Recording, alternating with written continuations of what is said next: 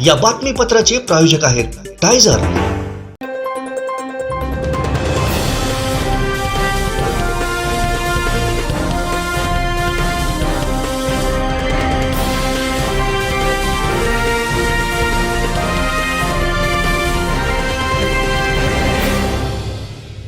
नमस्कार, आपण पाहताय कोकणचं नंबर 1 महा चॅनल कोकण 7 लाईव्ह। बातमीपत्रात आपलं स्वागत। सुरुवात करूया हेडलाईन्सनं। हेडलाईन्सचे प्रायोजक आहेत Tyzer. Now experience sheer softness of Tyzer super soft shirts. अंगणेवाडीच्या यात्रेत भाजपची न भूतो न भविष्यती सभा। निलेश राणे यांची माहिती। देवेंद्र फडणवीसांसह कॅबिनेट येणार सिंधुदुर्गात। माड्याच्या वाडी इथं तळकोकणातील महागणेश याग संपन्न। आणि मराठी माणूस व्यावसायिक बनला पाहिजे, केंद्रीय मंत्री नितीन गडकरी यांचं प्रतिपादन। हेडलाईन्सचे प्रायोजक आहेत Tyzer. Now experience sheer softness of Tyzer super soft shirts. आता पाहूयात सविस्तर बातम्या।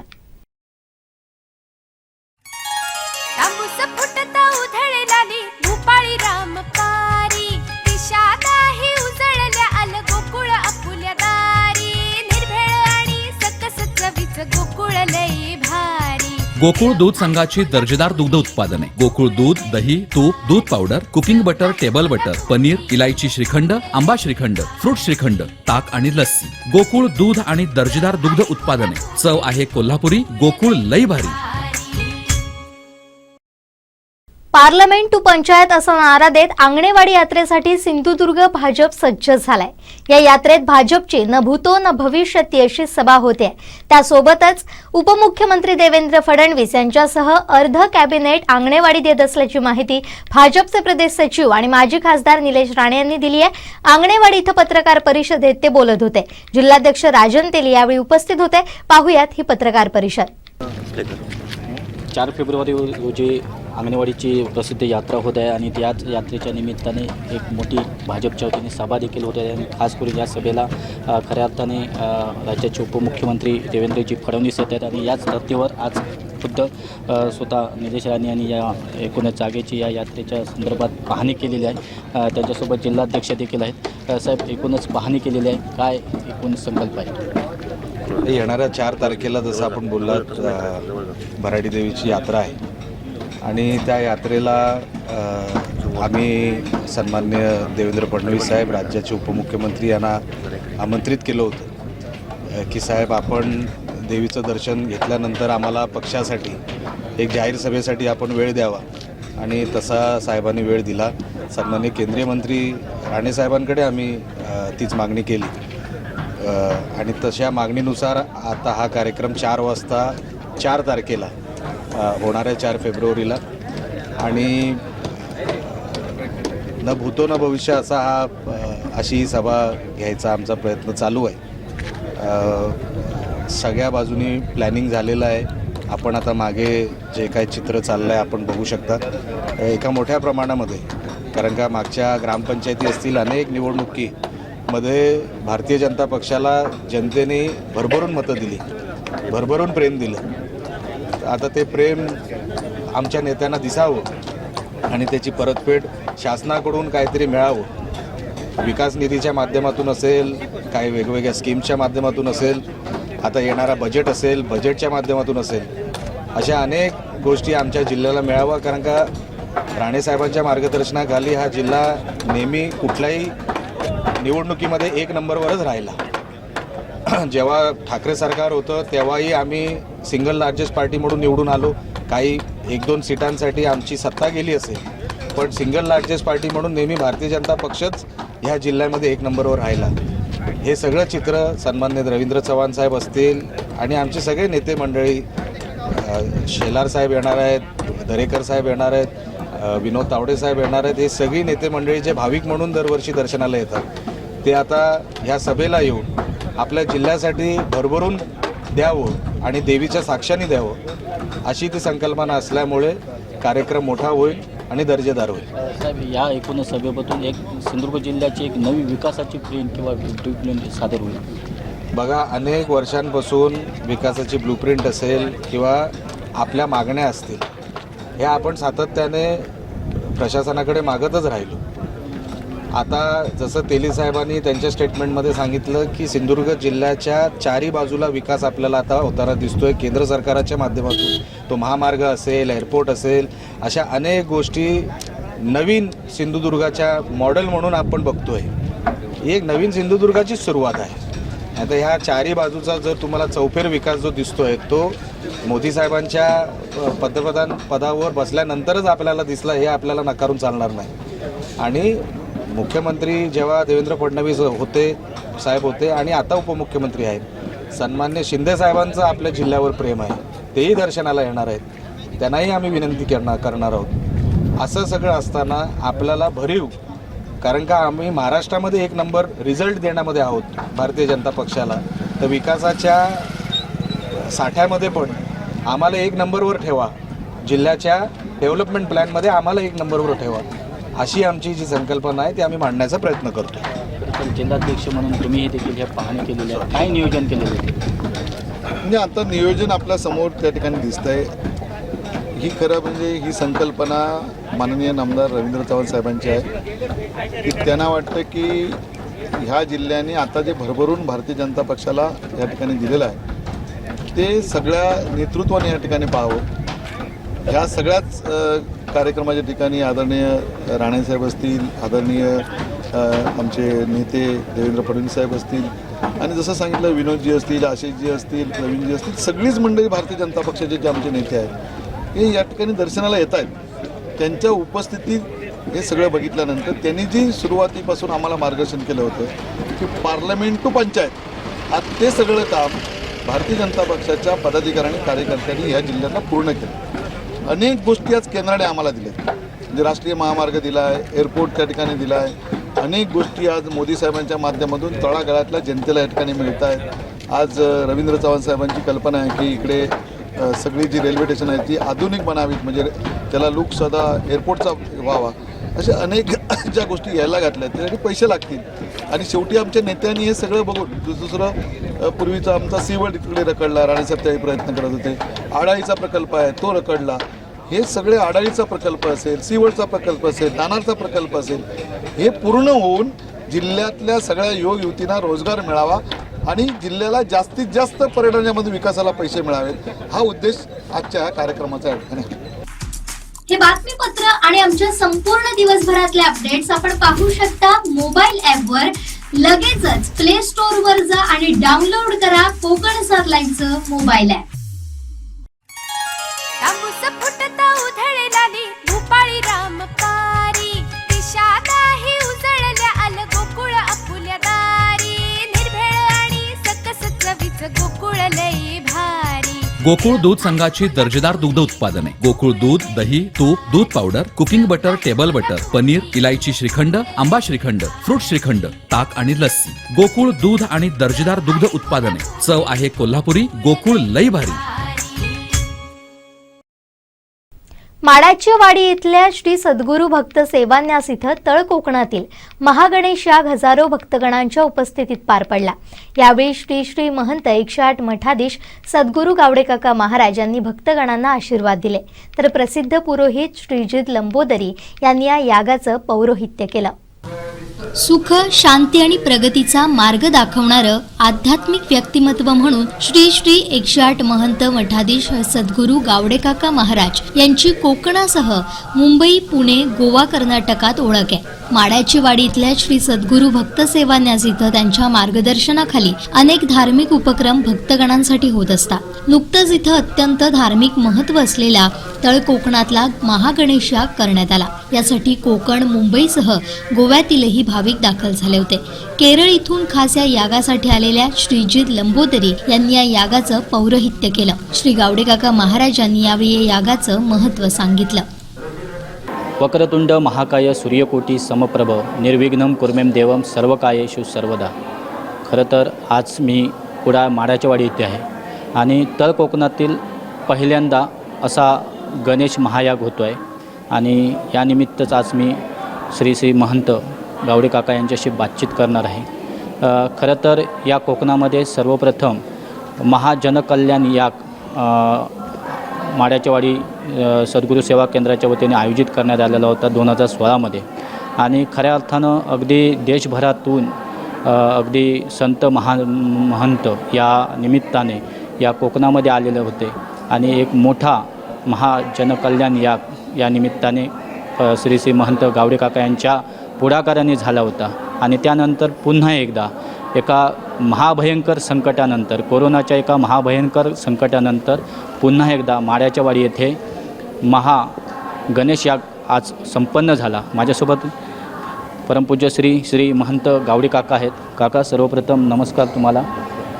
खरं तर फार मोठी अशी ही अभिनव असा एक आध्यात्मिक संकल्पना होती आणि आज खऱ्या अर्थानं माड्याच्या वाडीमध्ये तुमच्या माध्यमातून सद्गुरू सेवान्यासच्या माध्यमातून आज गणेश याग होतो आहे.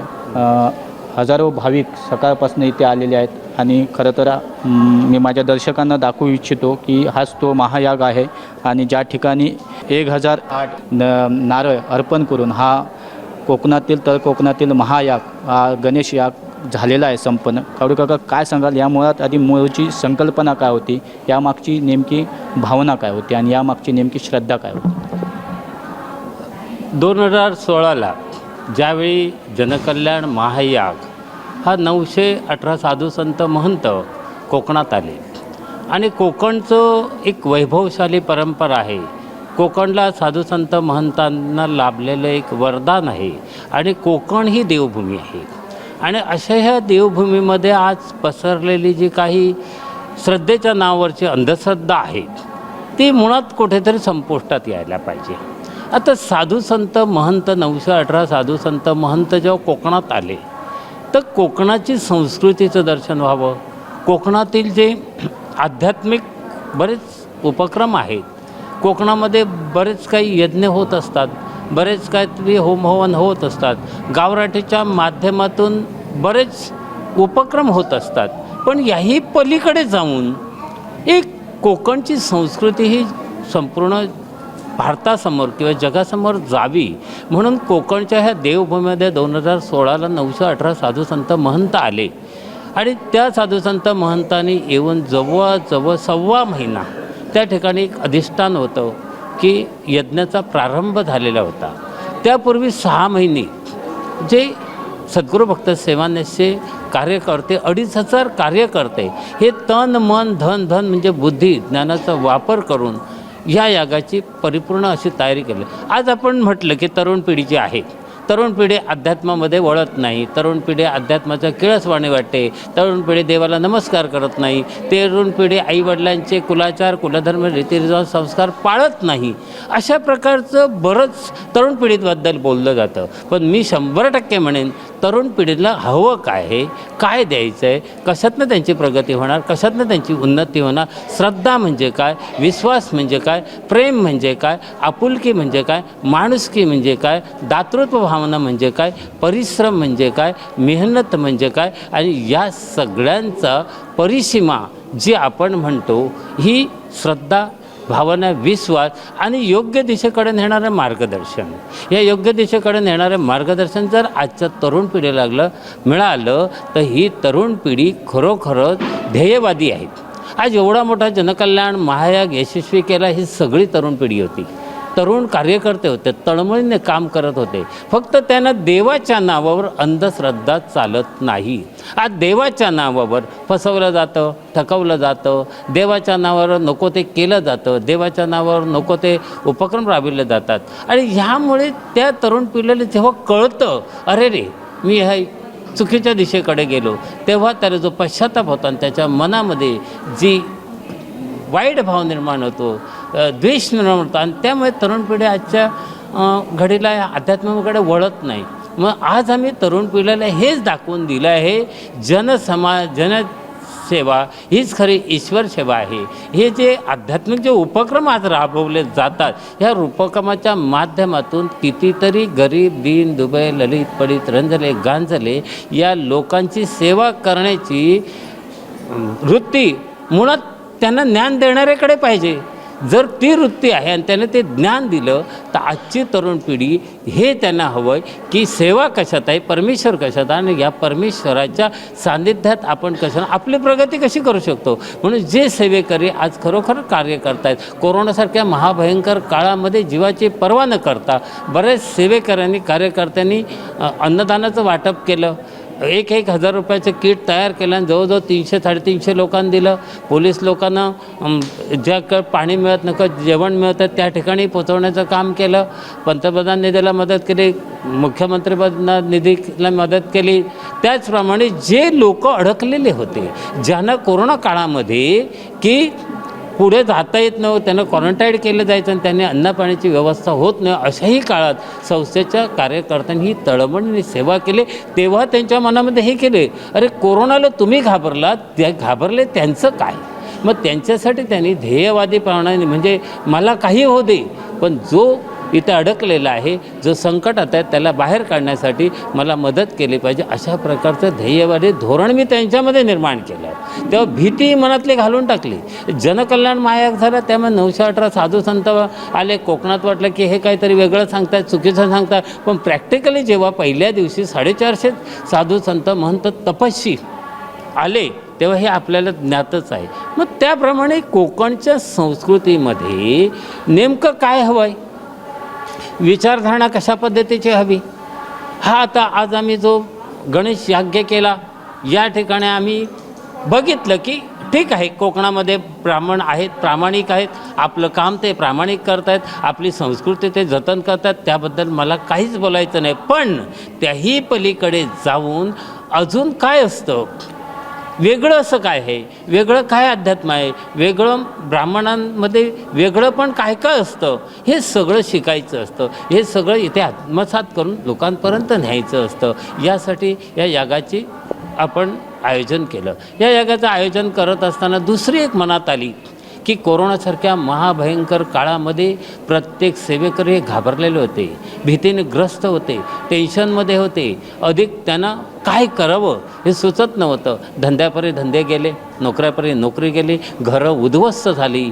पण त्या कार्यक्रमामध्ये एक प्रचंड आत्मविश्वास होता आणि तो आत्मविश्वास परत कुठेतरी तो पुनर्जीवित करायचा होता आणि सगळ्यांना संघटित करायचं होतं आणि एक अशा प्रकारचा यज्ञ करायचा होता जेणेकरून सकारात्मक विचार निर्माण होतील, सकारात्मक ऊर्जा निर्माण होईल आणि सकारात्मक विचाराच्या धोरणातनं, सकारात्मक ऊर्जा विचारातनं त्यांचं मनोबल वाढेल आणि काम करण्याची त्यांच्यामध्ये ताकद निर्माण होईल आणि हीच ताकद त्यांना यशाच्या शिखराकडे नेईल. म्हणून आज केरळमधून विशेष जे जगप्रसिद्ध भटजी होते त्यांना आज आम्ही बोलवलं. त्यांनी शास्त्रोक्त विधी या ठिकाणी केला. प्रत्येक सेवेकऱ्याला, इथे आलेल्या प्रत्येकाला आनंद कसा देता येईल हा त्यांचं एक ध्येय होतं आणि त्याप्रमाणे त्या भटजींनी प्रत्येकाला या यज्ञाचं महत्त्व पटवून दिलं. आणि समाजासाठी आपण काय केलं पाहिजे की देवाच्या नावावर अंधश्रद्धा न मांडता देवाच्या नावावर आणि दैवत्व म्हणजे का, आपण जे काम करतो, आता जसं तुमचं चॅनल आहे, तुम्ही नोकरी करताय,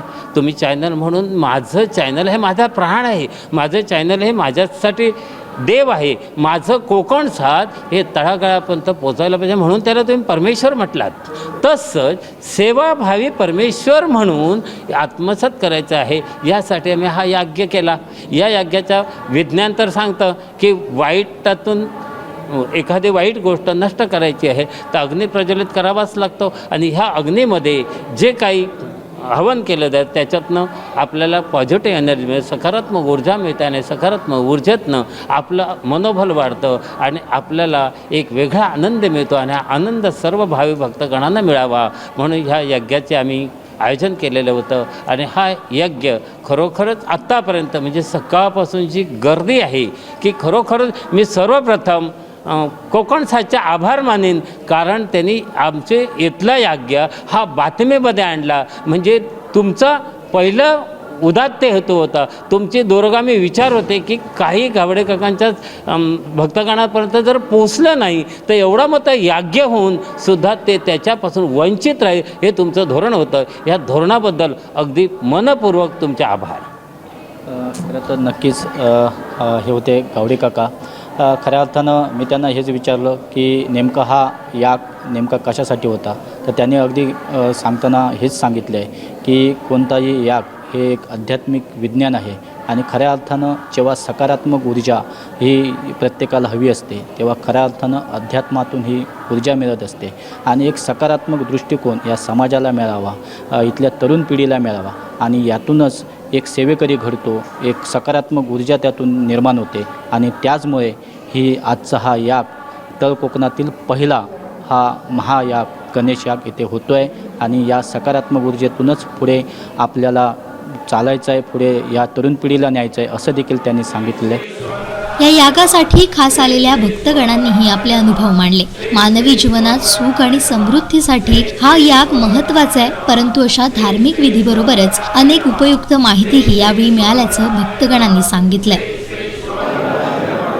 कुडाळ माड्याच्या वाडी येथे होत असलेल्या तळ कोकणातील पहिल्या महागणेश यागासाठी मोठ्या प्रमाणावर सेवेकरी देखील या जय्यत तयारीसाठी लागलेले होते, या आयोजनासाठी लागलेले होते आणि आज खऱ्या अर्थाने तळ कोकणात एक मोठा महायाग गणेश याग इथे संपन्न झालेले आहेत। माझ्यासोबत आहेत सेवेकरी। काय सांगाल, खऱ्या अर्थानं आज तळ कोकणातील पहिला असा महागणेश याग होतो आहे, हजारो भाविक या ठिकाणी आलेले होते, सकाळपासून याचं त्यांनी दर्शन घेतलेलं आहे। काय सांगाल, मुळात यामागची काय श्रद्धा होती, काय भावना आहे? नमस्कार। हा याग हा काकांच्या संकल्पनेतनं झाला। हे आजचीच गोष्ट नसून 2016 सालीसुद्धा काकांच्याच माध्यमातनं एक जनकल्याण महायाग झाला होता आणि न भूतो न भविष्यती अशा प्रकारे जवळपास 918 साधू संत ह्या जनकल्याण महायागासाठी पूर्ण भारतातनं आले होते। जे साधू संत हिमालयात तपश्चर्या करतात असे साधू संत, प्रत्येक राज्याचे प्रमुख, प्रत्येक आखाड्याचे प्रमुख ह्या कोकणामध्ये आले होते आणि एक जनकल्याण महायाग संपन्न झाला होता। 2-3 वर्षाचा कालावधी त्याला निघून गेला, मध्ये कोरोनाचा काळ आला। त्यानंतर काकांच्या मनात पुन्हा एक असा विषय आला की आपण एक अजून याग करूया। हा याग कशासाठी करायचा, तर तरुण पिढीला घडवण्यासाठी, तरुण पिढीला आपली संस्कृती समजून देण्यासाठी। जसा जनकल्याण महायागातनं काही संस्कृती, आपल्या ऋषीमुनींची संस्कृती आपल्या तरुण पिढीने जाणून घेतली, तशाच पद्धतीचा आपला हिंदू धर्म असू देत किंवा आपला धर्म आहे त्या पद्धतीने ज्या काही माहिती आहे, शास्त्रोक्त माहिती आहेत त्या तरुण पिढीला कळाव्यात। दुसरी एक इच्छा अशी की हा गणेश याग, आपण गणेशाची पूजा प्रत्येक वेळी प्रत्येक कार्यक्रमात पहिल्यांदा नामस्मरण गणेशाचं करूनच करतो, मग प्रत्येक कुटुंबातील प्रत्येकाला चांगलं आरोग्य मिळावं, चांगल्या प्रकारचं त्यांचे जे प्रॉब्लेम असतील ते निघून जावेत, चांगल्या पद्धतीचं त्यांना जी उद्दिष्ट असतील ती साध्य व्हावीत। या गणेशाच्या आराधनेतनं प्रत्येकाला आपापले जे विचार आहेत, आपापली जी दुःख आहेत ती सोडवण्यासाठी एक प्रकारचं धार्मिक कार्य हे काकांच्या माध्यमातून या ठिकाणी घडलेलं आहे। हे धार्मिक कार्य करण्यासाठी सुद्धा जे पुरोहित ब्राह्मण जे लागतात, जे शंकराचार्यांच्या मार्गदर्शनाखाली जे ब्राह्मण काम करत असतात, त्यांच्यासोबत जे काम करत असतात, अनेक आंतरराष्ट्रीय ठिकाणी जाऊन मोठमोठ्या पूजा विधी ते संपन्न करत असतात, असे शास्त्रोक्त ब्राह्मण ह्या ठिकाणी आले आणि त्यांनी हा गणेश याग या ठिकाणी 1008 श्रीफळ गणेश याग या ठिकाणी संपन्न केला। यामागचा एकच उद्देश आहे की ह्या ठिकाणी, ह्या कोकणामध्ये एक प्रकारची पॉझिटिव्ह ऊर्जा निर्माण करून ह्या ब्रह्मांडामध्ये प्रत्येकासाठी एक व्हायब्रेशन, म्हणजे आपण एक शक्ती म्हणतो, आपण टेलिपॅथी म्हणतो, अशा प्रकारचे वेगवेगळी शास्त्र पुराणामध्ये सांगितलेली आहेत। त्या शास्त्राचा आधार धरून या यागाच्या माध्यमातून प्रत्येकाला सुख, समृद्धी, चांगल्या प्रकारचं आरोग्य, ग्रहपीडा असू देत, अजून कुठच्या पीडा असू देत, ह्या सगळ्या पीडातनं मुक्त होण्यासाठी एक प्रकारची प्रार्थना या यागाच्या स्वरूपातनं करण्यात आली। आणि ही प्रार्थना करत असताना हे जे सेवेकरी असतील किंवा ह्या काकांना मानणारा जो जनसमुदाय आहे, ह्या अनेक राज्यांमध्ये पसरलेला आहे, त्या प्रत्येक सेवेकऱ्यासाठी, इथल्या कोकणातल्या प्रत्येक व्यक्तीसाठी हा याग काकांनी ह्या ठिकाणी संपन्न केला आहे। आणि या ठिकाणी ज्या 1008 नारळांची आहुती जी देण्यात आलेली आहे, त्या आहुतीच्या माध्यमातून सद्गुरूंनी प्रत्येकाला सुख समृद्धी मिळावी ह्यासाठी एक प्रकारचं आराधना परमेश्वराकडे, त्या स्वामी समर्थांकडे, त्या गावडोबा चरणी, सगळ्या कोकणातल्या देवदेवतांच्या चरणी प्रार्थना केली आहे आणि सुख समृद्धीसाठी त्यांनी एक प्रकारची आराधना या यागाच्या स्वरूपात केलेली आहे। काका प्रत्येक वेळी म्हणत असतात, जे शास्त्र आहे, जे नियमात आहे, जे पूर्वीच्या ऋषीमुनींनी लिहिलेलं आहे, तेच सत्य आहे आणि तेच शाश्वत आहे आणि हे शाश्वत कधीही मिटणारं नाही आहे. आजकाल बऱ्याच ठिकाणी अंधश्रद्धासुद्धा असते, सगळ्या गोष्टी असतात, पण काका महाराज कायमस्वरूपी आम्हाला सांगत असतात जे शास्त्र आहे त्या शास्त्राला धरून तुम्ही चाला. आणि त्यासाठी आज जो याग झाला त्यामध्ये जे मंत्रोच्चार जे काही या ठिकाणी पुरोहितांच्या मार्फत करण्यात आले त्यामध्ये प्रत्येकाच्या शरीरातली एनर्जी ॲक्टिव्ह करण्याचे मंत्र होते. आणि हे मंत्र प्रत्येकाच्या कुंडलिनी शक्तीवरती, जी मणक्यामध्ये प्रत्येकाच्या दडलेली कुंडलिनी शक्ती आहे त्याच्यावरती व्हायब्रेशन निर्माण करणारे हे मंत्र होते. जसे इंद्रधनुष्यात 7 कलर आहेत त्याचप्रमाणे आपल्या कुंडलीमध्ये सुद्धा 7 चक्र जी आहेत त्यांना एनर्जी निर्माण करणारे आहेत. आणि ही चक्र ज्यावेळी सुदृढ होतात, ही चक्र ज्यावेळी प्युरिफाईड होतात, निर्मळ होतात, त्यावेळी प्रत्येकाच्या मनातनं पॉझिटिव्ह एनर्जीच बाहेर पडते. दुसऱ्याबद्दलचा द्वेष, राग, क्लेश हे प्रत्येकाच्या मनामधले मिटले जातात. आणि गावडे काका महाराज नेहमी योग साधना असू देत किंवा आणि वेगवेगळ्या प्रकारच्या साधना असू देत त्यांच्या माध्यमातून प्रत्येक तरुण पिढीला ह्या गोष्टी शिकवण्यासाठी तत्पर असतात. आज या ठिकाणी एवढे मोठे पुरोहित आणून आम्हाला काकाने एकच सांगितलं, आजचे मंत्र तुम्हाला कशा पद्धतीने वाटले, या मंत्रातले व्हायब्रेशन कशा पद्धतीने तुम्हाला वाटले, ह्या ब्राह्मणाने पुरोहितांनी केलेले हावभाव जे मंत्र म्हणत असताना ते कशा प्रकारे तुम्हाला वाटले, हे हावभाव त्यांनी जे हावभाव केले आहेत पुरोहितांनी त्यांना कुठची अशी उत्स्फूर्ती झाली की त्यांनी त्या पद्धतीचे हावभाव केले झाले. तर प्रत्येक मनुष्यामध्ये एक सुपर ह्युमन दडलेला असतो.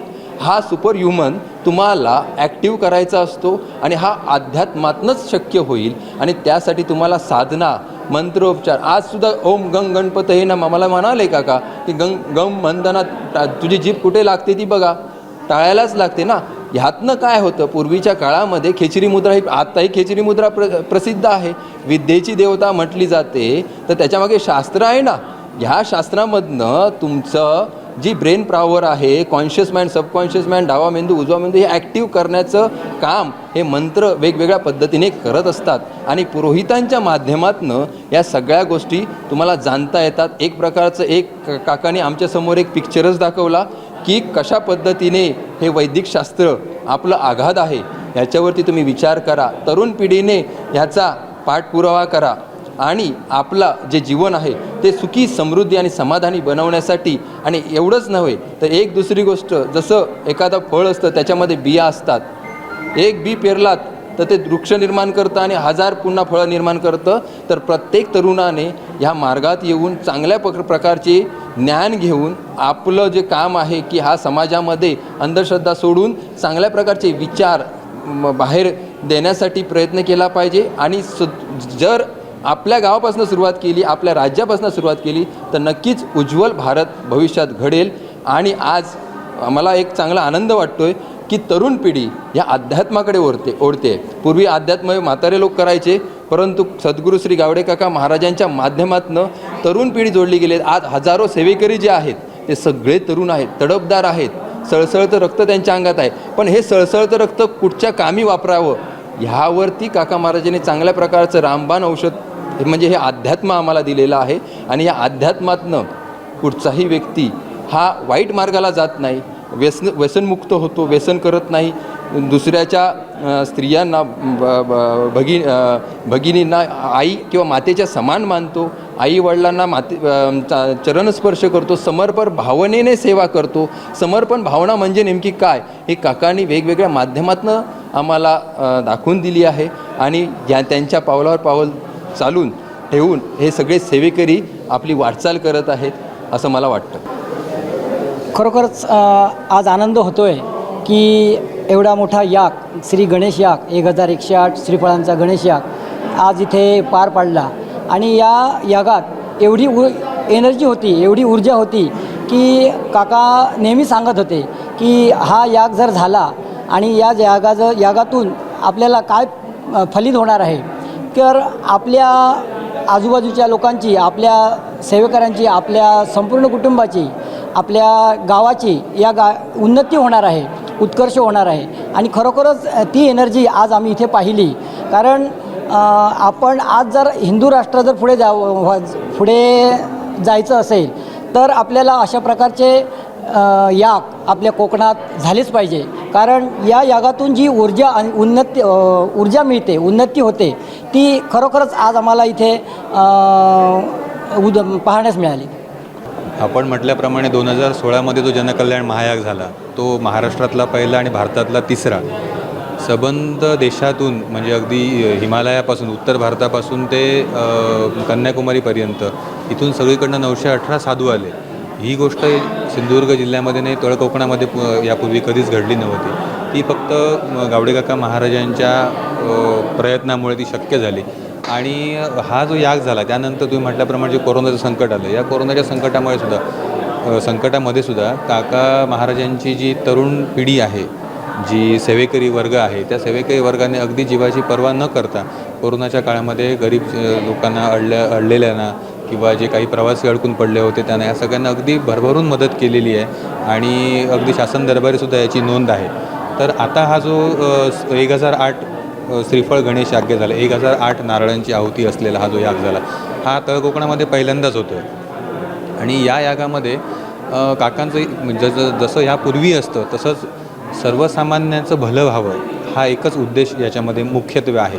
आणि यामध्ये तुम्ही म्हटल्याप्रमाणे काकांची जी तरुण सेवेकरांची फळी आहे ती काम करतो. तुम्ही आता बघत असाल आपल्याकडे म्हणजे अध्यात्म म्हटल्यानंतर वयस्कर वर्ग 60 नंतर रिटायरमेंट लाईफमध्ये काय करायचं तर अध्यात्म करायचं असं नाही आहे. अगदी आपल्याकडे कॉलेज कुमारांपासून ते अगदी आमच्यासारखे 35-40 वर्षाचे तरुणसुद्धा यामध्ये हिरिरीने काम करतात. आणि फक्त अध्यात्म नसून समाजासाठी आपण काहीतरी देणं लागतो ही भावना काकाने आमच्या मनात रुजवली आहे. अगदी म्हणजे वडिलांप्रमाणे आम्हाला ते सगळ्या गोष्टीला मार्गदर्शन करतात. चुकलेल्याला आम्हाला जी चूक झाली असेल तर ते आम्हाला कल्पना देतात, त्याची चांगली आमच्याकडनं काम झालं तर शाबासकीही देतात. त्याच्यामुळे एक ग्रुप येतो काम करायला. आणि आता अगदी म्हणजे कॅन्सरग्रस्तसारख्या दुर्धर आजाराने ग्रस्त असलेल्या रुग्णांना मदत म्हणा किंवा एखाद्या सार्वजनिक स्थळाची साफसफाई म्हणा किंवा कोरोनासारख्या आजारामुळे त्रासामध्ये असलेल्या लोकांना मदत म्हणा किंवा असे अनेक उपक्रम, व्यसनमुक्ती शिबिरं घ्या किंवा गावराहाटी मार्गदर्शन घ्या किंवा घरगुती प्रश्नांच्याबाबत मार्ग, ह्या सगळ्या गोष्टीत काका हिरीने आमच्याकडून काम करून घेत आहेत. आणि हा जो याग आहे हा सुद्धा या अशाच गोष्टीसाठी याचं फळ मिळावं यासाठीच केलेला आहे. सर्वसामान्य जे भाविक आहेत, ग्रामवासी आहेत, आपले जिल्हावासी आहेत, यांच्या मनोकामना इच्छा पूर्ण व्हाव्यात. त्यांच्याकडून कळत नकळत काय चुका झाल्या असतील त्याचं परिमार्जन व्हावं, त्यांचे अडलेले काय प्रश्न असतील ते मार्गी लागावे आणि एक त्यांच्यावर परमेश्वराची कृपा व्हावी म्हणून हा त्यांनी याग आयोजित केला आहे. आणि आपले स्वामी समर्थांच्या कृपेने आणि सद्गुरूंच्या प्रयत्नाने तो अगदी व्यवस्थितरित्या पूर्ण झालेला आहे. श्री स्वामी समर्थ प्रथम. आणि मी मानसी तावडे, मी मुंबईहून आलेली आहे. काकांनी जो आमचे गुरु आहेत गावडेकर महाराज, त्यांनी हा जो आपला गणेश याग जो केला तो आपल्या सगळ्यांच्या सुख समृद्धीसाठी केलेला आहे. सर्वांची जे वाईट का अनिष्ट असेल दूर होऊन सगळ्यांना चांगली सुबुद्धी मिळो. आणि आता आपण करोनाच्या काळात जो आपले वाईट प्रसंगातून आपण गेलो त्यातून आपण चांगले राहिलो आणि बाप्पाने आपल्या कृपा केली आणि आपलं सगळ्याच्या पुढे चांगलं व्हावं. आणि तरुण पिढी जी आता भरकटत चालली आहे त्याला कशाना मार्गाने आणून त्यांना ह्याचं महत्त्व पटवून द्या. आणि बऱ्यापैकी तरुण पिढ्यामध्ये अगदी हुरहिरीने भाग घेऊन बऱ्यापैकी ते समाजकार्य करतात. आणि हे सगळं समाजाचं काम हे करण्याचं काम आमचे गावडे महाराज फार छान पद्धतीने करत आहेत आणि त्यासाठी त्यांची मी ऋणी आहे. आज सकाळी 9 वाजल्यापासून जो त्यांनी याग सुरू केला पण सर्व चमत्कारिक होतं. म्हणजे आम्ही सांगणं आणि स्वतःने अनुभवण्यात खूप फरक आहे. पण आम्ही जे अनुभवलं ते आम्ही शब्दात मांडू शकत नाही. पण फार ऊर्जा तर होती, चमत्कार होते, पण एक वेगळं दैवी चमत्कारसुद्धा होते आणि सगळ्यांना छान वाटलं आणि सगळ्यांनी ह्याचा आनंद पण घेतला आणि ह्याचे खूप छान व्हायब्रेशन्स सगळ्यांना मिळाले आणि मिळतील पण पुढे. आणि म्हणून काकांनी हा याग केलेला आहे. याग म्हटलं की जे कसे पुरोहित लोक असतात आणि त्यांना म्हणजे असं एक वेगळं स्वरूप येतं. पण इथे असं नव्हतं. इथे अध्यात्म पण होतं, अंधश्रद्धा नव्हती. शिवाय आणि तरुण पिढीना ते आवडलं कारण प्रत्येक ठिकाणी तरुण पिढी खेचली जात नाही. ती म्हणते कशाला जायचं. पण आज तुम्ही बघाल सकाळपासून तरुण पिढीने हिरीने भाग घेऊन त्यांना ते पटत होतं. त्याचं महत्त्व जे त्यांनी सांगितलं त्यांनी स्वतः अनुभवलं आणि त्यामुळे तब्लीत पूर्ण तरुण पिढी ह्याच्यामध्ये अगदी आवडीने त्यांनी सक्रिय भाग घेतला कारण त्यांना त्याचं महत्त्व पटलं होतं, त्यांनी ते अनुभवलं होतं आणि त्यामुळे हा खूप छान पद्धतीने झाला आणि आम्हाला याचं खूप आम्ही आनंद घेतला. मला एकच सांगता येईल की काका म्हणजे अशक्यही शक्य, जे शक्य नाही होत आता यायचं आमचं अजिबात हे नव्हतं, ते सगळी सोय त्यांनी करून दिली. तिकीटपासून कशी काय होणार आम्हाला काही माहीत नसतं, फक्त त्यांच्या आदेशावर आम्ही पुढचा पाऊल टाकतो. खरं तर इथे आल्यानंतर जे सकाळपासून तुम्ही आहात, काय अनुभवलं, काय हे अध्यात्म म्हणजे काय शब्दात नाही मांडू शकत, हे बघ अंगावर काटे येत आहेत आणि शब्दात नाही मांडू शकत, कारण ते अनुभव म्हटलं तुम्हाला अनुभवणं आणि सांगण्यात नाही खूप फरक असतो. आम्ही ते अनुभवले, पण ते अप्रतिम होतं, दिव्य अदिव्य पण ते होतं. माऊली आहेत सगळ्यांना एवढी आणि असे प्रेम होणे करतात. नाही, पहिला झाला आणि खूप सुंदर. आणि स्वामी समर्थांनीच हा मार्ग दाखवला आम्हाला, त्याप्रमाणे आम्ही पुढे येत राहिलो. आणि याच्या पुढे पण स्वामी समर्थच आम्हाला काका मार्गदर्शन करतील, त्याप्रमाणे काका महाराज मार्गदर्शन करतील तसं आम्ही पुढे पुढे हे जाणार. आणि आमची मुलं पण आहेत शिक्षणात, त्यांना पण सारखं योग्य मार्ग दाखवावा हीच काकांकडे आणि स्वामी समाजाची प्रार्थना. ना आम्हाला श्रद्धा म्हणजे आम्हाला इकडे यायचंच होतं, पण आता एकदा आल्यावर आम्ही सोडणार नाही इकडे, आता हां इकडे येतच राहणार. हे बातमीपत्र आणि आमच्या संपूर्ण दिवसभरातले अपडेट्स आपण पाहू शकता मोबाईल ॲपवर. लगेचच प्ले स्टोअर वर जा आणि डाउनलोड करा कोकण 7 लाईनचं मोबाईल ॲप. तांबूस फुटता उधळलेली भूपाळी रामपारी, दिशा नाही उजळल्या आल गोकुळ आपुल्या दारी, निर्भेळ आणि सकस चवीच गोकुळ लई भारी. गोकुळ दूध संघाची दर्जेदार दुग्ध उत्पादने गोकुळ दूध, दही, तूप, दूध powder, cooking butter, table butter, paneer, इलायची श्रीखंड, आंबा श्रीखंड, फ्रूट श्रीखंड, ताक आणि लस्सी. गोकुळ दूध आणि दर्जेदार दुग्ध उत्पादने. चव आहे कोल्हापुरी. गोकुळ लई भारी.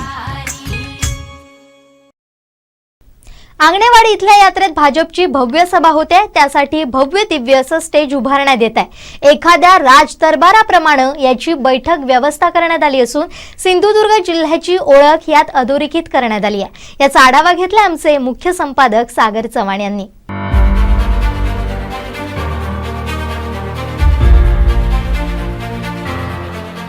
नमस्कार, मी आहे मालवण तालुक्यातील प्रसिद्ध आंगणेवाडी यात्रेच्या ठिकाणी आहे.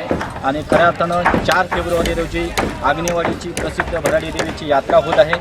आणि याच यात्रेनिमित्त खऱ्या अर्थानं राज्याचे उपमुख्यमंत्री देवेंद्रजी फडणवीस हे यात्रेला येणार आहेत. आणि याच यात्रेच्या निमित्तानं खऱ्या अर्थानं भाजपच्या वतीने एका भव्य दिव्य अशा सभेचं आयोजन करण्यात आलेलं आहे. आणि या सभेला राज्यभरातील भाजपचे सर्व नेते मंडळी येणार आहेत. केंद्रातील असतील मग राज्यातील असतील सर्वच नेते मंडळी या यात्रेसाठी येणार आहेत. आणि त्याचवेळी या सभेला देखील ते उपस्थित राहणार आहेत. एकूणच जर पाहिलं असेल तर या सभेमागचं खऱ्या अर्थानं जे नियोजन करण्यात आलेलं आहे त्यामागचा नेमका उद्देश जो आहे तो देखील भाजपच्या वतीने स्पष्ट करण्यात आलेला आहे. खऱ्या अर्थानं सिंधुदुर्ग जिल्ह्यामध्ये भाजपमय संपूर्ण सिंधुदुर्ग जिल्हा झालेला आहे. अगदी जर पाहिलं असेल तर ग्रामपंचायतपासून ते अगदी एकूणच सर्व निवडणुकांमध्ये भाजपला ज्या मोठ्या प्रमाणात यश मिळालेलं आहे. आणि याच अनुषंगाने खऱ्या अर्थानं भाजपने एका भव्य दिव्य अशा सभेचं आयोजन या जत्रेच्या निमित्ताने केलेलं आहे. आणि तुम्ही पाहू शकता या जत्रेच्या आयोजनासाठी ज्या पद्धतीने इथे तयारी सुरू आहे. आणि नुकतीच या सभेस्थळी निलेश राणे तसेच जिल्हाध्यक्ष राजन तेली यांनी या जागेची पाहणी केलेली आहे. आणि तुम्ही माझ्या पाठीमागे पाहू शकता त्या पद्धतीने या सभेसाठी उभारण्यात येत असलेला भव्य दिव्य असा स्टेज उभारण्यात येत आहे. आणि त्याच्यावरती युद्धपातळीवर काम सुरू झालेलं आहे. खऱ्या अर्थानं अवघ्या 4 दिवसामध्ये हा भव्य दिव्य असा स्टेज उभारायचा आहे. आणि त्यासाठी अगदी राजेशाही थाट असणारा हा स्टेज इथे उभारण्यात येत आहे. खऱ्या अर्थानं 200 कामगारांना घेऊन 4 डायमेन्शनच्या मुंबई येथील या कंपनीला हे काम देण्यात आलेलं आहे. आणि 200 कामगार अवघे दिवस रात्री इथे काम करून हा स्टेज इथे उभारण्यात येणार आहे. खऱ्या अर्थानं जर स्टेज पाहिलं असेल तर एकूणच 170 फूट तब्बल असा हा लांब लचक असा हा स्टेज असणार आहे. त्याचबरोबर त्याची रुंदी जी आहे ती 80 फूट आहे. आणि त्याची उंची जी आहे ती तब्बल 50 फूट आहे. अशा पद्धतीने अगदी राजेशाही थाट असलेला हा भव्य दिव्य असा स्टेज इथे उभारण्यात येणार आहे. आणि या एकूणच सभेसाठी राज्यातील नव्हे केंद्रातील सर्व नेते मंडळी येणार आहे. पालकमंत्री रवींद्र चव्हाण यांच्या एकूणच नियोजनाखाली मार्गदर्शनाखाली ह्या एकूणच सभेचं आयोजन करण्यात आलेलं आहे. खऱ्या अर्थानं यामध्ये निलेश राणे असतील, नितेश राणे असतील, त्याचबरोबर भाजपचे जिल्हाध्यक्ष राजन तेली असतील, तर यांनी देखील यामध्ये पूर्णपणे पुढाकार घेऊन हे एकूणच या सभेला एक भव्य दिव्य असं स्वरूप येणार आहे आणि त्यासाठी ते नियोजनाला लागलेले आहे. अगदी युद्ध पातळीवर या स्टेजचं काम सुरू आहे. तुम्ही पाहू शकतात कशा पद्धतीने तब्बल 200 कामगारांना एकत्र घेऊन दिवस रात्र अशा पद्धतीचा हा भव्य दिव्य असा स्टेज उभारण्यात येणार आहे. खऱ्या अर्थानं जर पाहिलं असेल तर आज एक मोठं स्वरूप या निमित्ताने एक मोठं शक्ती प्रदर्शन हे भाजपच्या वतीने या निमित्ताने करण्यात येणार आहे.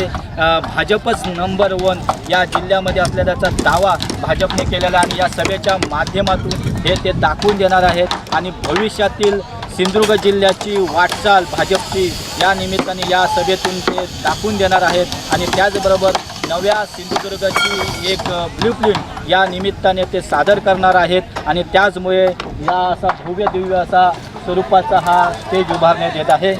खऱ्या अर्थानं जर पाहिलं असेल तर यासाठीच आत्ताच निलेश राणे असतील किंवा जिल्हाध्यक्ष राजन तेली यांनी ह्या एकूणच या ठिकाणाची पाहणी केलेली आहे आणि एकंदरीत कशा पद्धतीने काम सुरू आहे याचा देखील त्यांनी आढावा घेतलेला आहे आणि खऱ्या अर्थानं पूर्णपणे युद्ध पातळीवर या एकूणच सभेच्या नियोजनासाठी पूर्ण जिल्ह्याची भाजपची यंत्रणा कामाला लागलेली दिसते आहे. कॅमेरामॅन प्रसाद सई, सागर चव्हाण, मालवण.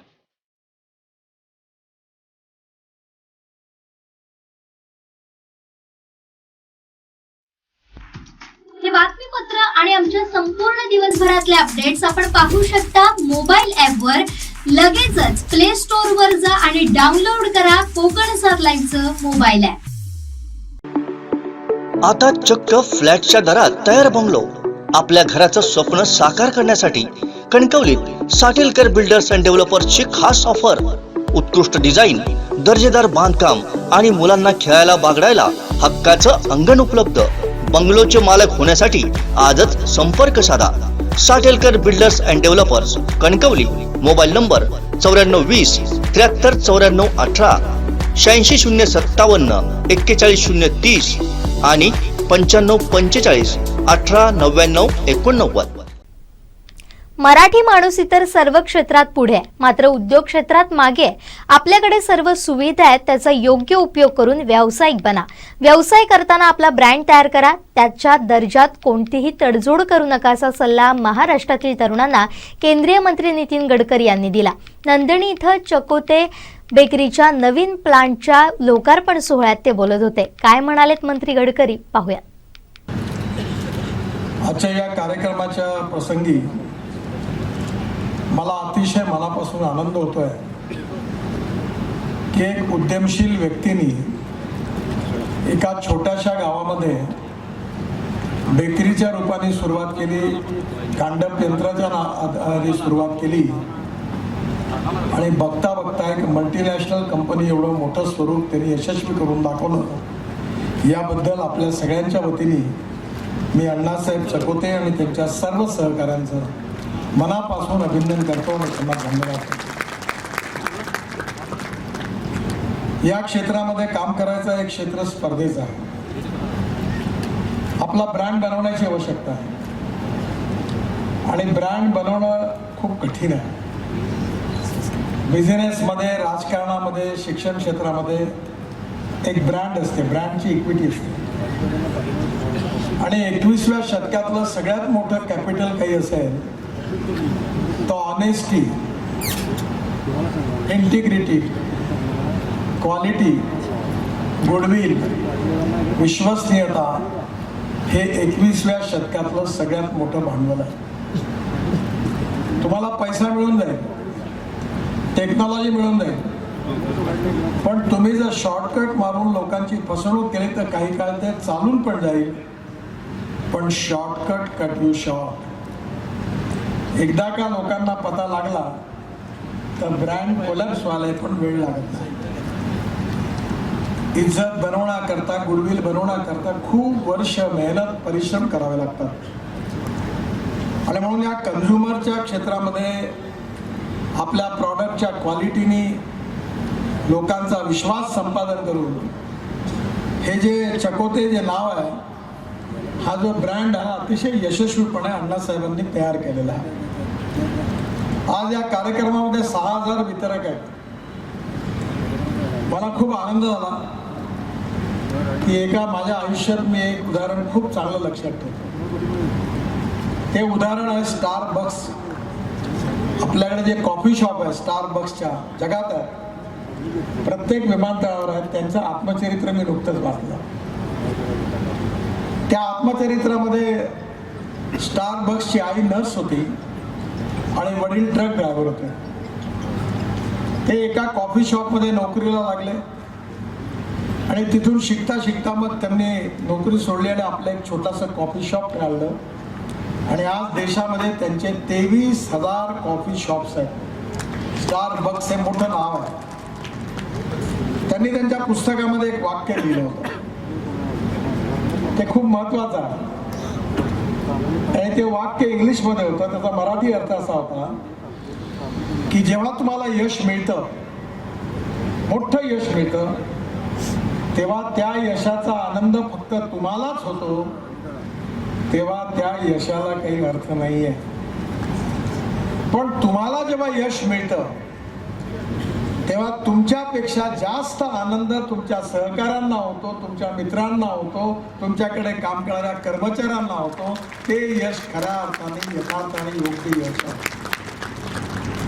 आज तुमच्या कर्मचाऱ्यांच्या चेहऱ्यावरचा आनंद आणि 6000 वितरक तुम्हाला शुभेच्छा द्यायला आले, ही एक टीम आहे. अहंकार, ॲरोगन्स किंवा एखाद्या गोष्टीला मी तर मालक आहे असं नाही. पण आपण ज्या नम्रतेने एक पारिवारिक भावनेतून सगळ्यांना बरोबर घेऊन हे व्यावसायिक यश मिळवलं, हे जरूर कॉर्पोरेट आहे. पण कॉर्पोरेटमध्ये पण ह्युमन रिलेशनशिप असणं अतिशय आवश्यक आहे.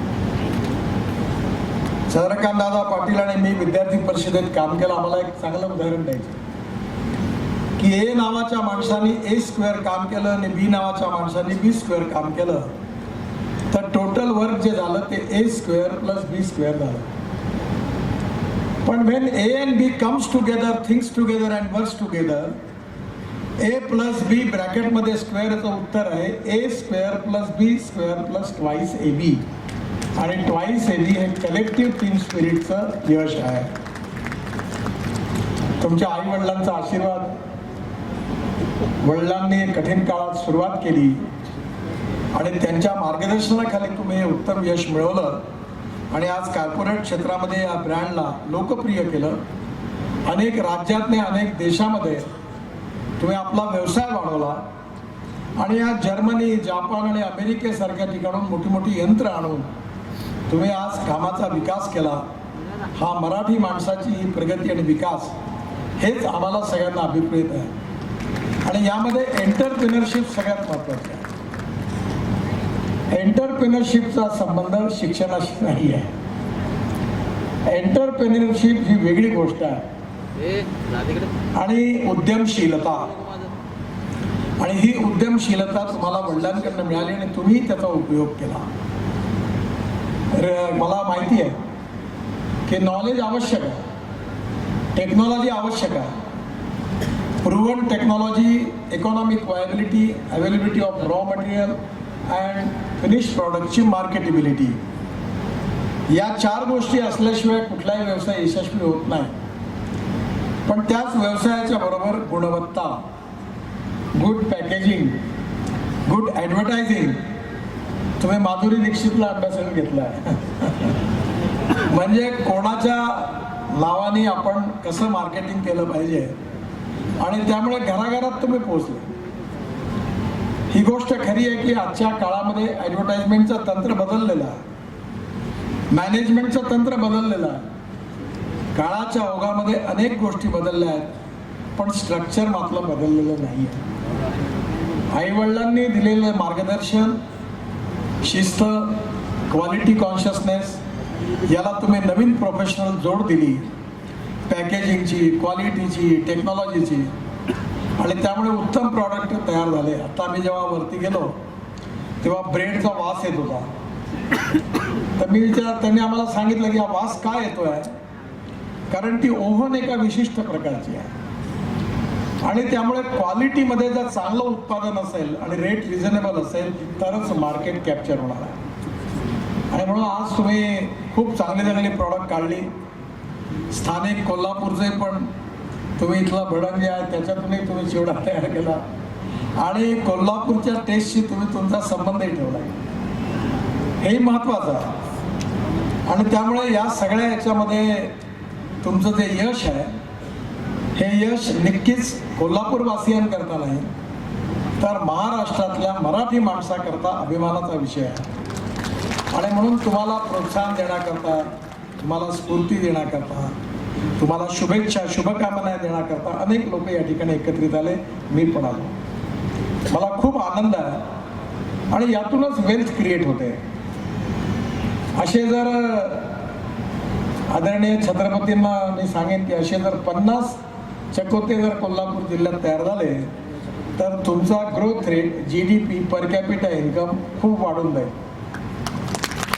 त्यामुळे आपल्याकडे इन्स्टिट्यूट ऑफ मॅनेजमेंट आहे, इन्स्टिट्यूट ऑफ ह्युमन रिसोर्सेस आहे, इन्स्टिट्यूट ऑफ फायनान्शियल मॅनेजमेंट आहे, पण इन्स्टिट्यूट ऑफ एंटरप्रिनरशिप नाही आहे. छोट्या लोकांनी जे कधी शाळा कॉलेजमध्ये गेले नाही त्यांनी किती मोठं काम केलं. तुकाराम महाराजांना कुठल्याही महाविद्यालयाची PhD मिळाली नव्हती, डॉक्टरेट मिळाली नव्हती. ज्ञानेश्वर महाराजांना कुठल्याही पण विद्यापीठाची पदवी मिळाली नव्हती. शाहू महाराजांनी एवढं सामाजिक कार्य केलं पण शाहू महाराजांना कुठल्या कॉलेजमध्ये जाऊन काही डिग्री नव्हती मिळाली. पण आज अनेक लोक त्यांच्या कार्याचा आणि त्यांच्या विचाराचा थिसिस तयार करतात, PhD करतात, रिसर्च करतात, कारण त्यांच्या जीवनात आपल्या अनुभवातून आणि अभ्यासातून जे आपण शिकतो त्यापेक्षाही जास्त त्यांनी त्यांच्या अनुभवातून आपल्याला दिलेलं विचारधन कितीतरी मोठं आहे. आणि म्हणून या व्यवसायाच्या सुरुवातीचं बाळकडू आईवडिलांकडून मिळालं. तो आईवडिलांचा आशीर्वाद, त्यांची प्रेरणा हेच तुमचं सगळ्यात मोठं भांडवल आहे आयुष्यभर लक्षात. कारण आईवडिलांचा आशीर्वाद नसेल तर माणूस किती मोठा असो, किती विद्वान असो, प्रगती नाही करू शकत. मी रोज माझ्या आईची आठवण काढतो. तिने मला जे आयुष्यात जे जे शिकवलं, जे जे सांगितलं ते मी अजूनपर्यंत जगात फिरल्यावर शिकू शकलो नाही जे आईने मला शिकवलं. आणि त्यामुळे तुम्ही भाग्यवान आहात की त्यांचाही आशीर्वाद तुमच्या मागे आहे. आणि आता तुम्ही जगात जाणार आहात. एकच गोष्ट विनंती करतो की क्वालिटीशी कधीही कॉम्प्रोमाइज करू नका. 2 पैसे महाग वस्तू असेल तर हरकत नाही, पण एकदम 52 कशी सोनं पाहिजे, पक्क क्वालिटी बेस्ट. किती एअर कंडिशनर लावले, किती फर्निचर लावलं, किती काचा लावल्या तरी हॉटेलमध्ये लोक येतातच हे खरं नाही. आणि जिथं बसायला जागा नाही त्या नाल्यावर बसून पकोडे खातात लाईन लावून. आमच्याकडे एका आलू पोहा आणि चणेवाल्याकडे 16 कोटी रुपये सापडले ब्लॅकमध्ये. कारण रोज त्याचे आलू पोहे चणे खायला असे हजारो लोक लाईनीत उभे राहतात रस्त्यावर. आपल्या गाड्या बाजूला उभ्या ठेवतात आणि जातात. चकोते साहेब, दुनिया झुकती है, झुकाने वाला चाहिए. If you deserve for it you will get it. फिजिक्समध्ये आर्किमिडीजनी सिद्धांत सांगितला की जेवढं वस्तूचं वजन असेल ते जर पाण्यात टाकलं तर तेवढंच पाणी वरती येते. हा नियम आहे. त्यामुळे नैसर्गिक जे आहे त्या मार्गाने क्वालिटीशी कटिबद्धता ठेवून आणि प्रोफेशनलिझम ठेवून व्यावसायिक दृष्टिकोनातून तुम्ही जसा ब्रँड एस्टॅब्लिश केला, क्वालिटी उत्तम केली, इंटरनॅशनल टेक्नॉलॉजीचा उपयोग केला आणि आता जगाचं मार्केट पादाक्रांत करण्याकरता निघाला, खरोखर खूप अभिमानाची गोष्ट आहे. दादांनी जेव्हा मला सांगितलं की या कार्यक्रमाकरता यायचं आहे तेव्हा सगळा आलेख त्यांनी जेव्हा मला सांगितला तेव्हा मला खूप आनंद झाला. आणि म्हणून या महाराष्ट्राला, मराठी माणसाला, मराठी सारस्वताला जर पुढे न्यायचं असेल तर आपल्याकडे सगळं काही आहे. आपले सॉफ्टवेअर इंजिनियर्स महाराष्ट्रातून गेले आहेत, आपले डॉक्टर, आपले इंजिनियर आहेत. पण आपल्या इथे उद्योग आणि व्यवसायात मात्र जेवढ्या मोठ्या प्रमाणावर आपण प्रगती आणि विकास करायला पाहिजे त्यात खूप काम करण्याची आवश्यकता आहे. तुम्ही 2 गोष्टी चांगल्या केल्या की मी नेहमी म्हणतो तरुण मुलांना बोलताना की एक गोष्ट लक्षात ठेवा, नोकरी मागणारे होऊ नका, नोकरी देणारे व्हा. तुम्ही एक चांगलं केलं की तुम्ही तुमच्या या माध्यमातून 20-25 हजार लोकांना डायरेक्ट इनडायरेक्टली जॉब दिले. आणि म्हणून नोकरी देणारे लोक आपल्या देशाला पाहिजे, उद्यमशील, एंटरप्रिनरशिप ज्यांच्यात आहे. आणि त्यामुळे तुमचं यश खूप मोठं आहे. मी मनापासून तुम्हाला खूप शुभेच्छा देतो, अभिनंदन करतो. दादा मला म्हणाले रस्त्याबद्दल काही बोला, पण खरं म्हणजे वक्त्याचं हा नियम आहे की ज्या कार्यक्रमात गेले त्याच विषयावर बोललं पाहिजे. आणि जे विषयावर धरून बोलत नाहीत ते राजकारणात जातात. मी राजकारणात आहे, पण थोडीशी मुभा आहे. आता एवढंच सांगतो की पुण्यापासून कोल्हापूर होणाऱ्या रस्त्याला आम्ही मान्यता दिली. सातारा ते मधलं पॅकेज आता सुरू झालेलं आहे. शेवटचं पॅकेज पण मंजूर होणार आहे आणि लवकरच हा 6 लेन रस्ता होईल. आणि तुम्ही जे पाण्याचा प्रश्न आहे तो मी समजून घेतलेला आहे. नक्कीच धनंजय आहे, माने जे आहेत, संजय काका आहे, यांच्याशी बोलून यात काही मदत करता आली तर मी जरूर करीन असा विश्वास देतो. आणि पुन्हा एकदा आपल्या सगळ्यांना शुभेच्छा देतो. आणि हृदयातून विशेषतः अण्णासाहेब चकोते आणि त्यांच्या सहकाऱ्यांना, वितरकांना, कर्मचाऱ्यांना सगळ्यांना शुभेच्छा देऊन आणि छत्रपती शाहू महाराजांना अभिवादन करून मी माझं बोलणं संपवतो. धन्यवाद. धन्यवाद साहेब. हे बातमीपत्र आणि आमच्या संपूर्ण दिवसभरातले अपडेट्स आपण पाहू शकता मोबाईल ॲपवर. लगेचच प्ले स्टोअर वर जा आणि डाउनलोड करा कोकण 7 लाईनचं मोबाईल ॲप. तांबूस फुटता उधळलाली भूपाळी रामपारी, दिशा नाही उजळल्या आल गोकुळ आपुल्या दारी. निर्भेळ आणि सकस चवीच गोकुळ लई भारी. गोकुळ दूध संघाची दर्जेदार दुग्ध उत्पादने गोकुळ दूध, दही, तूप, दूध powder, cooking butter, table butter, paneer, इलायची श्रीखंड, आंबा श्रीखंड, फ्रूट श्रीखंड, ताक आणि लस्सी. गोकुळ दूध आणि दर्जेदार दुग्ध उत्पादने. चव आहे कोल्हापुरी. गोकुळ लई भारी. चकोते ग्रुपचे अण्णासाहेब यांनी आपल्या दर्जेदार बेकरी उत्पादनानं कोल्हापूरची चव देशभर पोहोचवली आहे. या उद्योगाच्या माध्यमातून पंचक्रोशीतील अनेक कुटुंबांना रोजगार उपलब्ध झालाय. स्वतःसोबतच इतरांना श्रीमंत करण्याचं काम चकोते करतायत. या उद्योगाची अशीच प्रगती होत राहो अशा शब्दात छत्रपती श्रीमंत शाहू महाराज यांनी शुभेच्छा दिल्यात. काय म्हणाले छत्रपती श्रीमंत शाहू महाराज पाहूया. मोठ्या प्रमाणात इरिगेशन सुरू झालं आणि बघता बघता हा भाग एक हरित क्रांतीचा भाग म्हणून झाला असं म्हटलं तर चुकीचं होणार नाही. आणि या नांदीमध्ये विशेषतः नांदी गावाचा आमचा जुना संबंध आहे. आणि या नांदीमध्येच आपले श्री अण्णासाहेब चकोते हे इथले नागरिक आहेत. आणि त्यांनी हा कार्यक्रम जो अरेंज केलेला आहे आणि कार्यक्रम फक्त अरेंज केला नाही, त्याच्याबरोबर एक मॉडर्न फूड फॅक्टरी एक इथं निर्माण केली आहे. ज्याचं प्रोडक्शन जवळजवळ दररोज 16 टन होणार आहे. 16 टन म्हणजे जवळजवळ 160 ट्रक जवळजवळ माल त्यातनं बाहेर पडेल असं म्हटलं तर चुकीचं नाही. आणि ते पूर्ण महाराष्ट्रभर तर जाणारच आहे आणि मुंबईत जाणार आणि परदेशातही जाणार आहे. अशा तऱ्हेने आपल्या अण्णासाहेब चकोतेंनी इथं विकास केला आहे. आणि ह्या विकासाच्या माध्यमातून फक्त तेच पुढे एकटे गेलेत असं नाही, त्यांनी पूर्ण जनतेला आपल्याबरोबर नेऊन त्यांना कामं देऊन आणि विशेषतः फूड प्रॉडक्ट्सकडे लक्ष देऊन सगळ्यांना जे आवश्यक असतं अन्नधान्य याची पुरवठ्यामध्ये, त्याच्या प्रॉडक्टच्या पुरवठ्यामध्ये त्यांनी मोठा सहभाग घेतला आहे. त्याबद्दल त्यांचे मनपूर्वक या प्रसंगी अभिनंदन केले पाहिजे. आणि आपले मंत्री नामदार नितीन गडकरी ते तर आमच्या नागपूरला आमच्या वाड्याच्या जवळच त्याचा वाडा आहे, म्हणून जवळजवळच आम्ही राहतोय. त्यांची आणि आमच्या जनक बंधूंची, संग्रामसिंगांची फार जुनी ओळख आहे आणि त्यामुळेच मला वाटतं त्यांची माझी ओळख झाली असं म्हटलं तर चुकीचं होणार नाही. पण त्यांनीसुद्धा नागपुरात जे काही काम आता केलं आहे, मी आता 1-2 महिन्यापूर्वी नागपूरला गेलो होतो, तेव्हा जो एक इन्फ्रास्ट्रक्चर बघितलं मी, हायवेचं इन्फ्रास्ट्रक्चर, तर मला वाटतं परदेशात सुद्धा एवढं चांगलं नसेल, एवढं चांगलं इन्फ्रास्ट्रक्चर नागपूरच्या पूर्वेला मी बघितलं. त्या पद्धतीनेच त्यांचा जो धडाका आहे रस्ते बांधण्याचा, तो आपण सगळ्यांनी पाहिलाच असेल.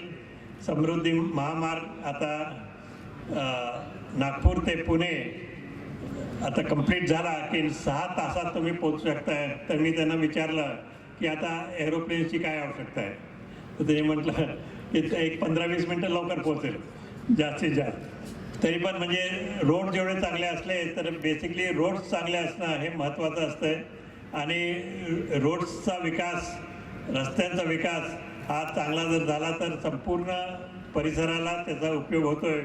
हे आपण अमेरिकेत, जर्मनीमध्ये यापूर्वीसुद्धा पाहिलेलं आहे. जेव्हा जेव्हा रस्ते विकास होतोय तेव्हा संपूर्ण भागाचा विकास होतो, दळणवळण वाढतंय, सगळ्या तऱ्हेचा विकास होत जातोय आणि त्याकडे गडकरी साहेबांनी विशेष लक्ष घातलं आहे. त्यांचं खातं जातं अनेक वर्ष तेच आहे आणि म्हणून त्याचा A to Z त्यांना सगळं त्यातलं माहीत आहे आणि किरकोळ बाबीसुद्धा त्यांना सगळे चांगल्या माहिती आहे.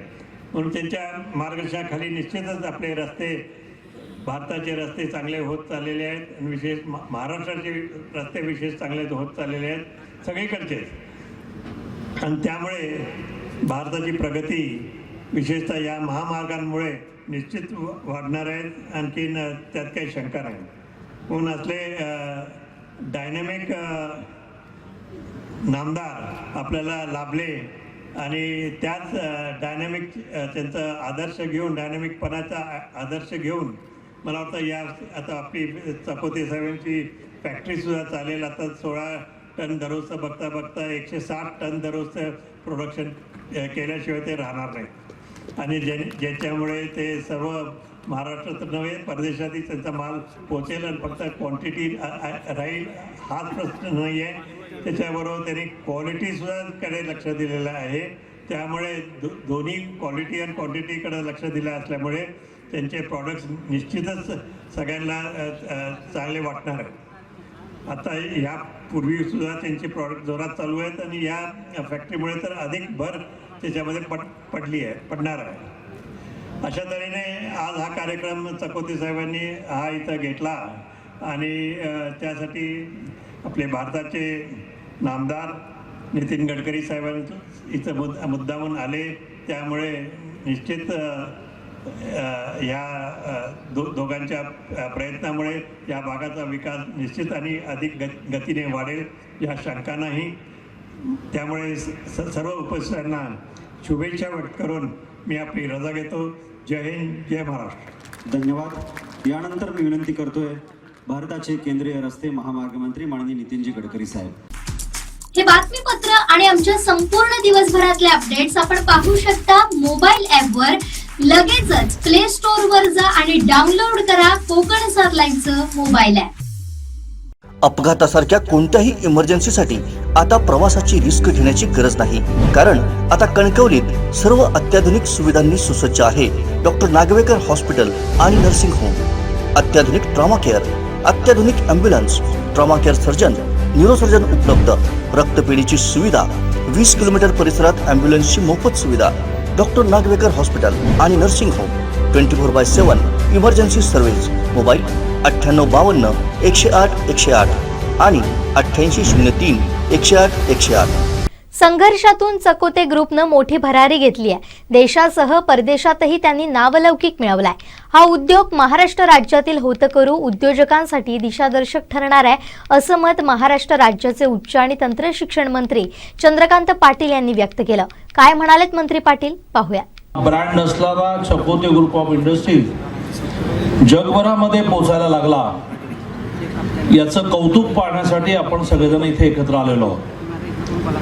या त्यांच्या विकासाच्या क्रमातला एक अतिशय अद्ययावत जो बघून आदरणीय नितीनजी आणि आदरणीय श्रीमंत छत्रपती शाहू महाराज सुद्धा चकित झाले की ज्या बेकरी प्रॉडक्टकडे घरी चालणारा एक छोटा उद्योग म्हणून आपण पाहत होतो तो किती अद्ययावत होऊ शकतो हे ह्या सगळ्यांनी पाहिलं. त्याचं उद्घाटन करण्यासाठी आज आपल्या देशभरातला प्रवास ॲडजस्ट करून एका तरुणाच्या पाठीवर कौतुकाची थाप आपण मारली पाहिजे अशा भूमिकेतून आलेले या आजच्या प्रोजेक्टचे आजच्या प्रकल्पाचे उद्घाटक केंद्रीय मंत्री आम्हा सगळ्यांचे मार्गदर्शक आदरणीय नितीनजी गडकरी, व्यासपीठावर उपस्थित आपल्या सगळ्यांचे राजे श्रीमंत छत्रपती शाहू महाराज, व्यासपीठावर असंख्य मान्यवर उपस्थित आहेत. परंतु मला क्षमा करा, कार्यक्रम खूप लांबला आहे आणि त्यामुळे व्यासपीठावरील सर्व मान्यवर, व्यासपीठाच्या समोर अनेक मान्यवर उपस्थित आहेत, असे व्यासपीठाच्या समोरील सर्व मान्यवर, सगळ्यात ज्यांचा उल्लेख केला पाहिजे असे अण्णासाहेब सकोतेंचे आई वडील, की ज्यांनी खरं म्हणजे हा उद्योग सुरू केला तेव्हा त्यांच्याही कल्पनेत नव्हतं की ते एवढं मोठं वाढणार आहे, असे त्यांचे आई वडील आणि स्वतः अण्णासाहेब सकोते, त्यांच्या पत्नी, त्यांचा सगळा परिवार या कार्यक्रमाला मोठ्या संख्येने उपस्थित बंधू आणि भगिनी. खरं म्हणजे आपण सगळेजण नितीनजींचं भाषण आणि पुढच्या काही कल्पना, पुढच्या काही योजना, आपल्यासाठी काही घोषणा ऐकण्यासाठी इथे उत्सुक असल्यामुळे मी केवळ अण्णासाहेबांना शुभेच्छा देण्यासाठी या ठिकाणी उभा आहे. अण्णासाहेबांचं कौतुक आपल्या सगळ्यांना आहेच की कशा पद्धतीने त्यांनी इतका मोठा उद्योग उभा केला, परंतु त्या उद्योगाच्या बरोबरीने त्या उद्योगामध्ये जसं अद्ययावत प्रकल्प असला पाहिजे तसं अधिक हातांना रोजगार मिळाला पाहिजे, अधिक लोकांना त्याची एजन्सी मिळून त्याला 4 पैसे मिळाले पाहिजेत, ही आपल्यासारख्या लोकसंख्येने मोठ्या असणाऱ्या देशाची मोठी आवश्यकता आहे. तुम्ही बारे उद्योग उभा कराल, तुम्ही श्रीमंत व्हाल, पण त्याच्यामध्ये असणाऱ्या मशीन्समुळे माणसं तुम्ही कमी करणार असाल तर करता करता एक नवीनच समस्या देशामध्ये निर्माण होईल की हे बेरोजगार सगळे जे आहेत ज्यांची घरं चालणार नाहीत ते अशा प्रकारे श्रीमंत होणाऱ्या माणसांच्या विरुद्ध उभी टाकतील आणि त्यामुळे ती उभी टाकतील म्हणू नये, परंतु त्यांची चूल पेटवणं ही आपली जबाबदारी आहे. अशा भूमिकेतून अण्णासाहेबांनी हा सगळा व्याप वाढवला. अदरवाईज व्यक्ती म्हणून त्यांची गरज काय आहे, पण लातूरला प्रकल्प सुरू केला, आंध्रमध्ये डीलर्स अपॉइंट केले, कर्नाटकामध्ये विक्रेते निर्माण केले, याच्यातून हजारो लोकांचं घर चालवण्यामध्ये त्यांचा सहभाग आहे. हे त्यांच्या चांगल्या प्रॉडक्टच्या बरोबरने महत्त्वाचा भाग.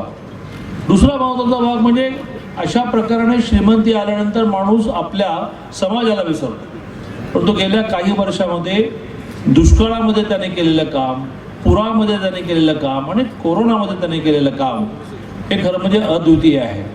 प्रत्येक वेळेला आपली भूमिका काय समाजावरती अशा भूमिकेतून त्यांनी सगळं काम केलं. एक चांगलं CBSE स्कूलही उभं केलं की आपल्या ग्रामीण भागातल्या मुलांना चांगलं शिक्षण मिळावं आणि त्यामुळे आपण सगळेजण त्यांचं कौतुक ह्या ठिकाणी पाहायला आलेलो, त्यांना प्रोत्साहन या ठिकाणी द्यायला आलेलो. नांदणी आजपर्यंत भाजीसाठी प्रसिद्ध होती, इथून मोठ्या प्रमाणात भाजी महाराष्ट्राच्या कानाकोपऱ्यामध्ये जाते. त्यामुळे कोणाला विचारलं ही भाजी कुठली तर नांदणीची भाजी. मग नंतरच्या काळामध्ये ऊसाचं उत्पादन, दुधाचं उत्पादन यातून हळूहळू याची प्रसिद्धी मिळायला लागली आणि आता तर गणेश बेकरीच्या निमित्ताने ही सगळी प्रसिद्धी संपूर्ण जगभर पोहोचली. त्यामुळे नांदणीकरांचं सुद्धा की त्यांच्यामध्ये जी कष्टाची तयारी आहे त्या कष्टाच्या तयारीतूनच इतके मोठमोठे प्रकल्प उभे राहत आहेत. मी पुन्हा एकदा अण्णासाहेब सकोते आणि त्यांच्या सगळ्या कुटुंबियांना शुभेच्छा देतो.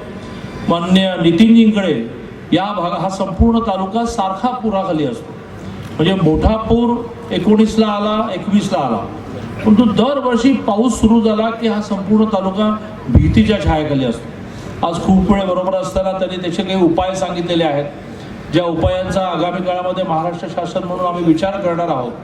परंतु लगेचचे विषय जे आहेत ते ह्या भागामध्ये पूर आल्यानंतर रस्त्याची होणारी चाळण, पूर आल्यानंतर गावाचे संपर्क तुटण्यामुळे काही ओव्हरब्रिजेस निर्माण करणं, पूर आल्यानंतर काही निवारा स्थानं निर्माण करणं, असे काही विषय मला याची कल्पना आहे. मी स्वतः PWD मिनिस्टर होतो, त्यामुळे जोपर्यंत यातले रस्ते नॅशनल हायवेमध्ये आम्ही कन्व्हर्ट करत नाही तोपर्यंत तुमचंही स्वाभाविकपणे कायदेशीरदृष्ट्या पैसे देण्याच्या मर्यादा आहे. महाराष्ट्र शासन म्हणून मी महाराष्ट्राला PWD मिनिस्टर असताना 5,000 किलोमीटरचे रस्ते हे नॅशनल हायवे होते.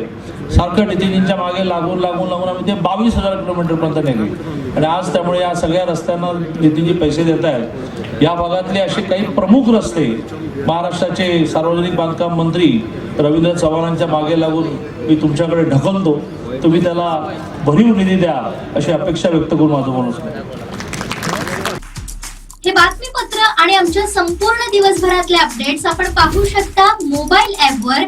लगेचच प्ले स्टोअर वर जा आणि डाउनलोड करा कोकण 7 लाईनचं मोबाईल ऍप. ऑट्रा बिझनेस पार्क, ओरोस फाटा, Mumbai Goa highway touch, mall, retail wholesale market, commercial, residential अशा एकूण 9 विंगचा भव्य प्रकल्प, 260 दुकानगाळे आणि 56 सदनिकांचे भव्य व्यापारी संकुल, 120 स्क्वेअर फूट पासून 3000 स्क्वेअर फूट पर्यंत गाळे भाड्यानं आणि विकत मिळते.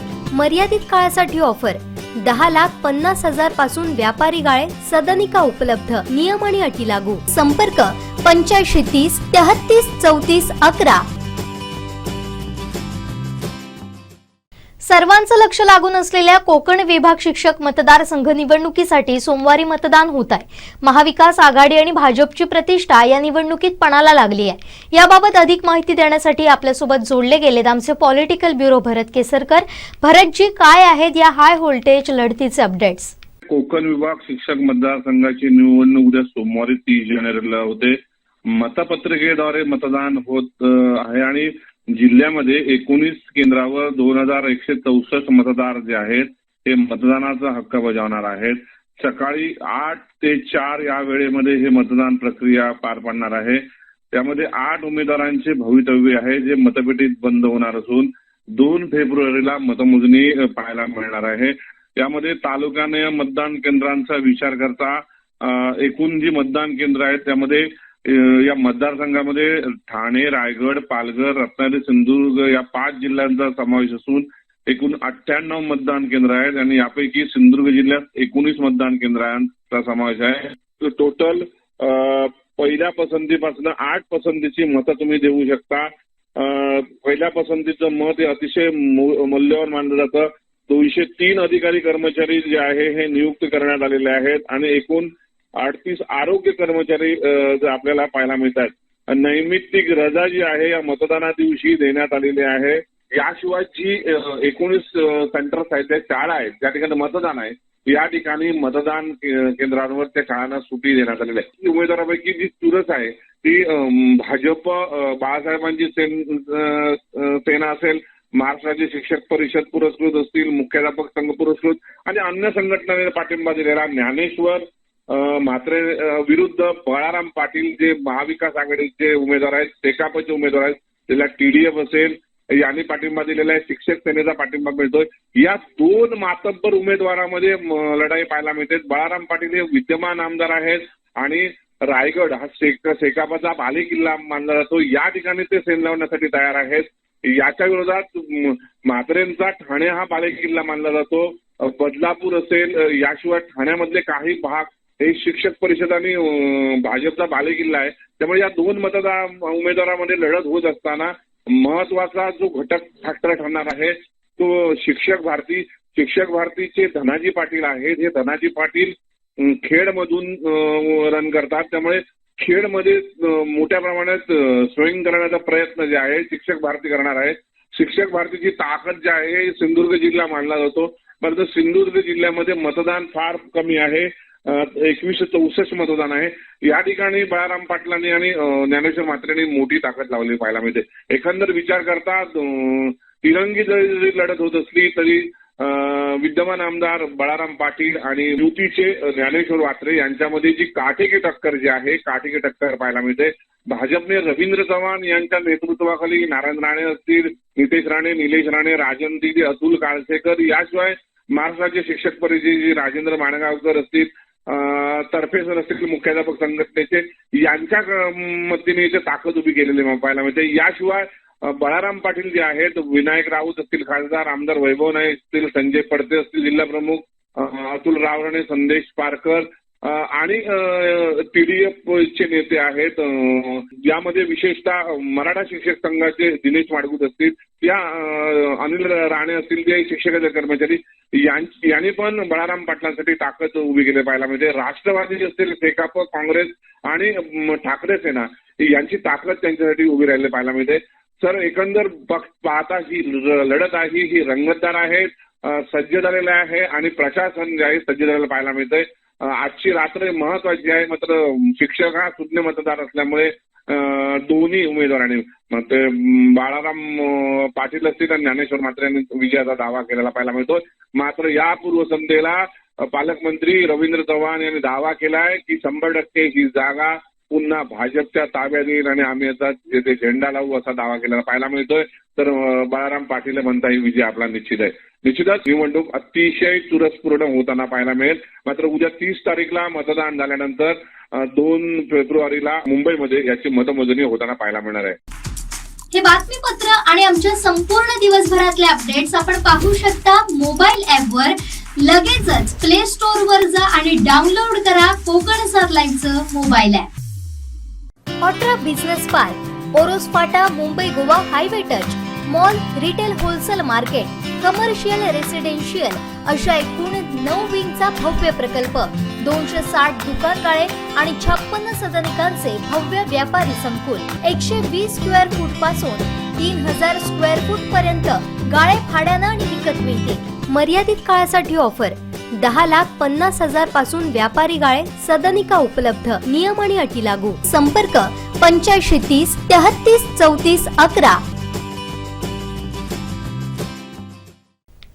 आध्यात्मिक साधनेत नामजपाला अत्यंत महत्त्वाचं स्थान आहे. याचसाठी माड्याच्या वाडी इथल्या श्री सद्गुरू भक्त सेवा न्यासच्या वतीनं 18 केंद्रांवर 1,21,000 इतका अखंड जप करण्यात आलाय.